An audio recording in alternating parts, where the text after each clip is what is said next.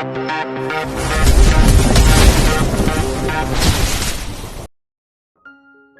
106. Hasrat Sang Mertua. Jangan main-main denganku Angel, kau nggak pantas bersanding denganku. Dasar wanita murahan. Decak Abraham, ia mendorong Angel. Sampai terjungkal ke belakang, dari pangkuan Abraham. Aarg. Tidak punya hati nurani kamu, Abraham. Bentak Angel, ia terisak-isak di lantai. Abraham langsung mengambil salah satu ikat pinggang di dalam laci. Ia menyeringai tajam, matanya memerah menatap Angel. Angel berlahan-lahan mengundurkan diri, ia sangat takut saat melihat ikat pinggang di tangan Abraham. Abraham semakin mendekatinya. Aku mohon, jangan. Jangan. Aku salah Abraham, ampuni aku, jangan sakiti aku. Aku menyesal sudah melampaui batas. Derai air mata mengalir deras di pipi Angel, kepalanya bergeleng-geleng. Tidak ada kata ampun di hidupku Angel, terimalah karena kesalahan kamu sendiri. Senyum semerik Abraham. Ia melayangkan ikat pinggang ke arah Angel. Ceiter. Ceiter. Dua cambukan melayang. Tepatnya di bagian tangan, paha. Tentunya juga terkena bagian tubuh lainnya. Bu Ivanga. ARGGGH. Sakti GTTT. ARGGH. Cukup Abraham, ampunilah aku. Aku mohon jangan cambuk itu lagi. Diiringi dengan gelengan kepala Angel. Teriak-teriak meminta ampun, namun Abraham hanya tertawa dan tersenyum puas. Ia sangat senang menyiksa mantan istrinya, ia sudah lama menahan rasa sabar, karena sikap Angel. Namun kali ini, kesabarannya sudah sirna. Ia benar-benar sangat membenci mantan istrinya, apalagi mengingat atas pengkhianatannya dulu. Hahaha. Pel 4 cur sepertimu, memang pantas diberi pelajaran Angel, kamu ingin menggodaku ini, jangan harap aku tergoda denganmu yang menjijikkan ini. Sudah berapa orang yang menjamahmu ini Demi ketenaran, popularitas dan menjadi model terkenal, sehingga mengorbankan tubuhmu. Bentak Abraham, ia segera melayangkan ikat pinggang lagi. Secepatnya Angel menggeleng kepalanya. Tolong, tolong, tolong, ibu. CTR, CTR, CTR. Cambukan ikat pinggang begitu keras dilayangkan ke tubuh Angel. Tubuhnya Angel sudah memerah kebiruan. Tolong, tolong. Ampunilah aku Abraham, aku tidak akan mengulanginya lagi. Ampunilah aku menyesal.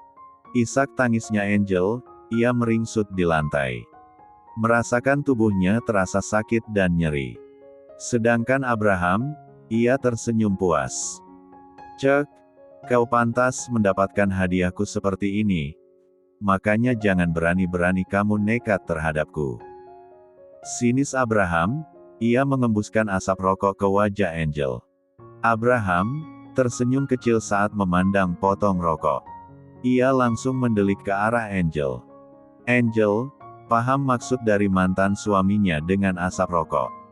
Ia hanya bisa menggelengkan kepalanya dan meminta ampunan, namun ringisan dan permohonan ampunnya tidak dihiraukan Abraham. Buaf. ARGGH. Kau pria jahat Abraham, kau pria brengsek. Teriak Angel, ia menahan rasa sakit di bagian perut. Karena satu tendangan diberikan Abraham, di perutnya cukup keras. Abraham langsung berjongkok di hadapan Angel. Ia menatap ke arah pangkal P4 hektar Angel, ia menyeringai tajam. Potong rokok yang masih menyala terlihat dari ujung rokoknya, ditekankan ke arah pangkal P4 hektar. Teriak demi teriakan keluar dari mulut, namun tidak ada yang menolong. Ia memberontak namun hasilnya nihil. Plak, plak. Dua tamparan mendarat di pipi mulusnya Angel, ada D4 rah di sudut bibirnya. Tamparan keras dari telapak tangan Abraham, jari-jari yang besar. Tolong. Sakti GTTT. Kau psikopat Abraham, aku akan menuntut atas perlakuanmu ini. Teriak Angel. Ia menatap P4 hanya sudah melepuh karena potong rokok. Ia juga menyentuh sudut bibirnya begitu perih. Hahaha. Teriaklah sekuat tenagamu Angel, kamar ini sudah kedap suara. Silahkan kamu mau menuntut atas perlakuanku ini, tapi satu hal. Aku bisa saja menghancurkan karirmu, dengan sejentik jariku. Senyum semerik Abraham. Tidak, aku tidak mau kehilangan karirku. Yang susah payah aku, kejar dan aku korbankan. Awas kamu Abraham, tunggu pembalasanku. Au, arggh, sakit. Apa kamu puas Apa yang telah kamu lakukan kepadaku Abraham? Kau pria jahat, Angel, meringis kesakitan. Ia tak mampu berdiri. Sedangkan Bu Ivanka, tengah berbahagia. Ia yakin anaknya dengan Angel, tengah senang-senang di dalam. Buktinya Angel, sudah lama di dalam kamar Abraham. Padahal Angel, tengah disiska oleh Abraham. Angel, tak percaya jika mantan suaminya bisa-bisanya berbuat seperti ini, begitu kejam dan menakutkan. Saat Abraham masih jadi suaminya, ia begitu perhatian terhadap Angel, penuh kasih sayang. Namun saat mengetahui Angel tengah berselingkuh dengan seorang pria fotografer profesional, saat itulah Abraham begitu murka kepada Angel. Aku beri waktu 5 detik untuk keluar dari kamarku. Atau aku seret kamu Angel. Ia menatap tajam ke arah Angel. Angel mendapatkan ancaman. Ia mencoba berdiri, karena tubuh yang lemah tentu saja tidak bisa. Cek, dasar wanita lemah. Berdiri saja tidak mampu. Decak Abraham. Ia langsung menarik kaki Angel dan menyeret paksa keluar dari kamar. Lepaskan. Teriak Angel, karena tubuhnya ditarik oleh Abraham. Begitu jelas lengan kekarnya. Bug. Tubuhnya Angel terpental ke arah tembok. Au, sakit. Isak tangisnya Angel.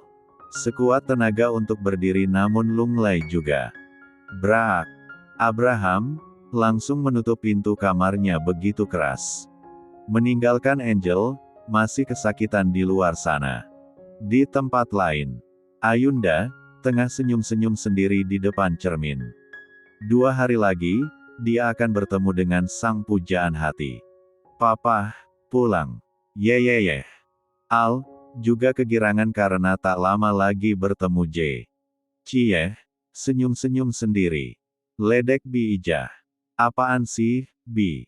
Kayak Bibi gak pernah senyum-senyum gitu, asal Bibi tahu ya. Aku sering memergoki Bibi tengah telpon-telponan sama ayang Bibi, senyum-senyum gak jelas pula. Ledek Ayunda. Bi Ijah, langsung malu-malu kucing karena ketahuan. Sok malu-malu deh. Ciyeye. Bi Ijah, bucin-bucin. Ledek Ayunda, lagi. Ayunda. Seseorang memanggil namanya di ambang pintu rumah. Ayunda dan Bi Ijah langsung menoleh ke arah sumber suara. Ia terkejut melihat siapa yang datang. Mas Henry, gumam Ayunda, namun ia ingat pesan J. Jangan lagi menyebut dengan sebutan Mas. Ngapain kamu kesini Henry? Delik mata Ayunda.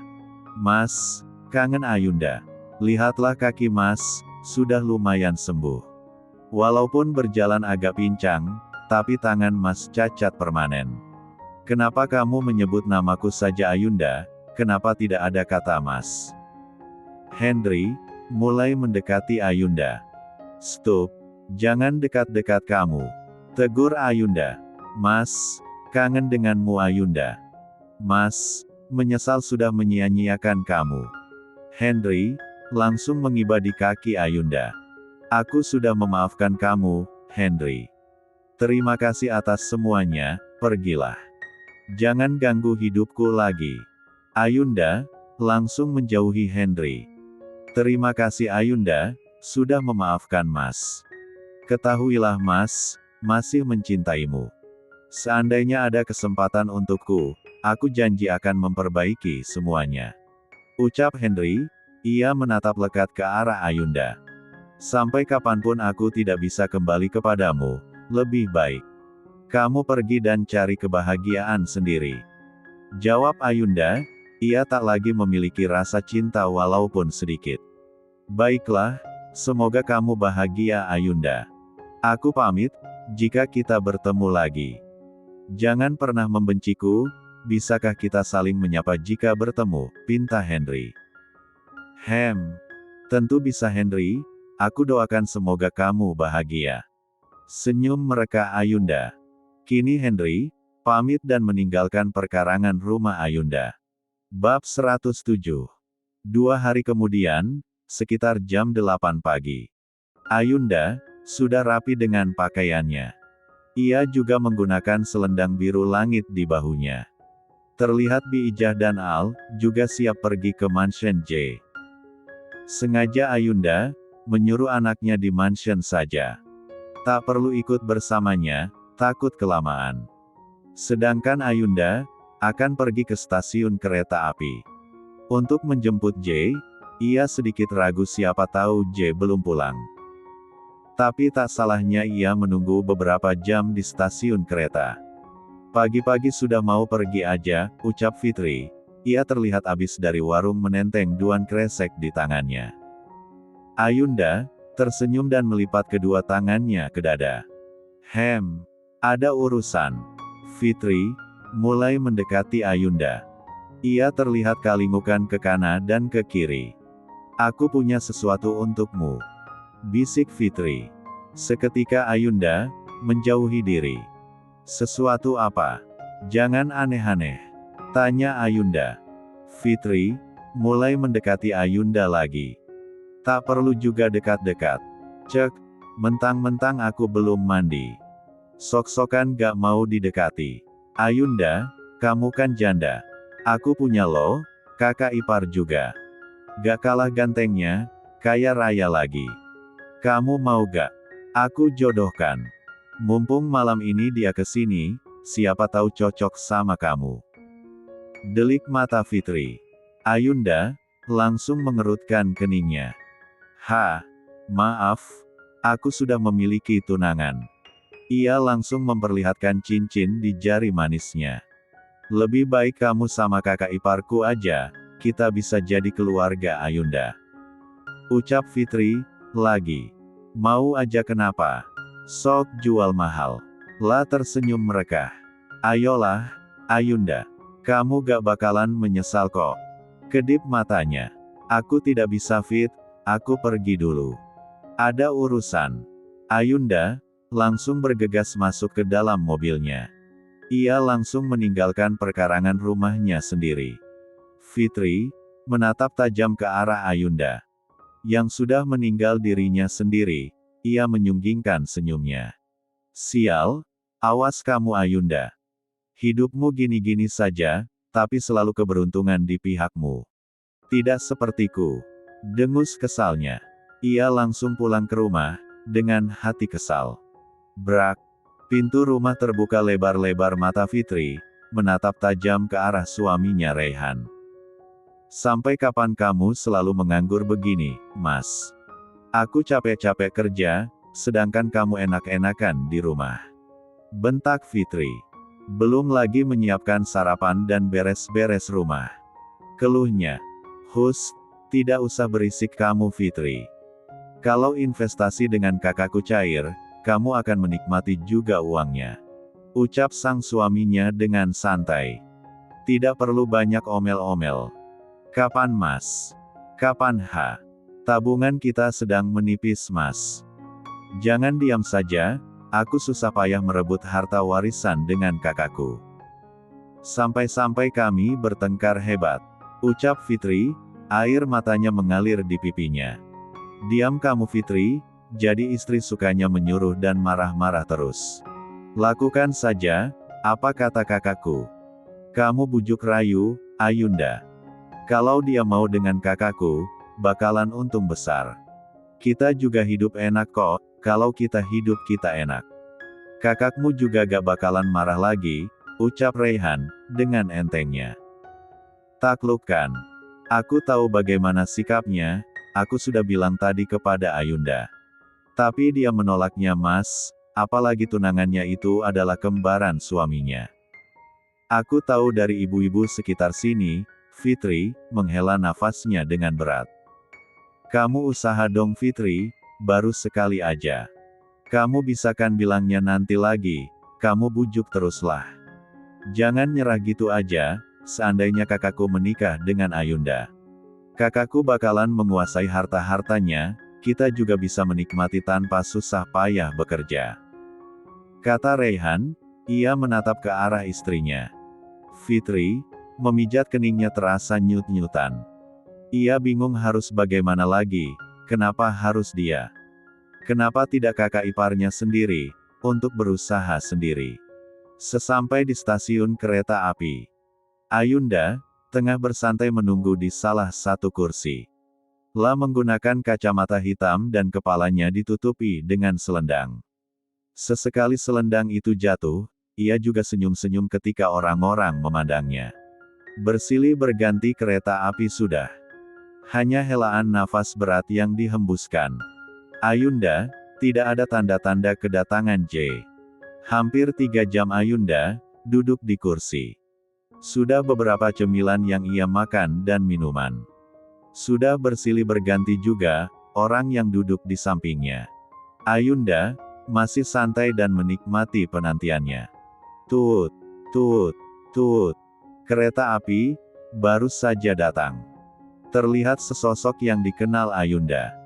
Ayunda, langsung berdiri saat melihat seseorang berdiri di depan pintu gerbang kereta api. Siapa lagi kalau bukan J, ia menentang tas di bahunya.